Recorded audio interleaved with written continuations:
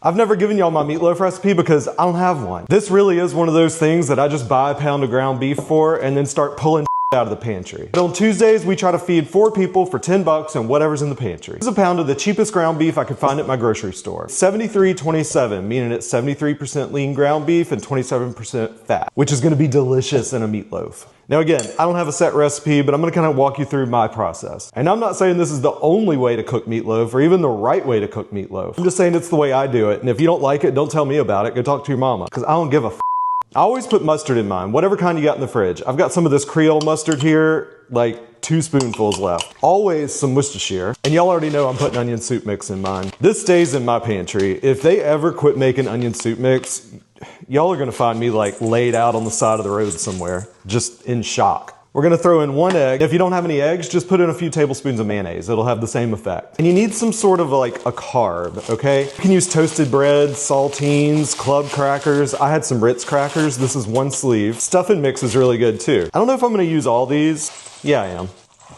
I'll throw some pepper in mine. I don't think I need any more salt because we got the soup mix, we got the crackers, we got the Worcestershire. If you didn't have any of that onion soup mix, just throw in some salt, pepper, onion powder, garlic powder. All right, I'm gonna put in maybe, that was about ½ a cup of milk. I think that's gonna do it right there. You want it to like hold together if you mush it, but you still want it like juicy. All right, if you got a loaf pan, that's what we're gonna put it in. If you don't have a loaf pan, just form it up on a baking sheet. It'll be fine. I like this one because it's got this little trivet that lifts out and it's got a little gap at the bottom. Meatloaf's going in. Just kind of gently press it out evenly. There we go. Oven's on 375. I'm probably gonna cook mine for about 45 minutes to an hour. The last 10 or 15 minutes, I'm gonna put some ketchup on top. You can do barbecue sauce. You can dress up your ketchup with some brown sugar and spices. I grew up with my mama just putting ketchup on top of the meatloaf, and that's what I like. And y'all know around here, we just cook what we like. All right, while that meatloaf's cooking, we're gonna get some mashed potatoes going. This is 3 russet potatoes, peeled, washed, and cut into little chunks like this. They're gonna go in a pot of cold, salted water. We're gonna put them on the stove, bring them to a boil, and then we're just gonna keep checking them, and when they're fork tender, we're gonna pull them off, drain them, and I'll see you back there. Potatoes are done. ½ a stick of melted butter. Do a little splash of milk. Salt, pepper, onion powder. You know I'm putting in garlic powder. I had some parsley flakes in the pantry, so we're gonna throw those in. You know I like to feel cute. I mix mine just until they're combined. I kinda like lumpy mashed potatoes. There we go.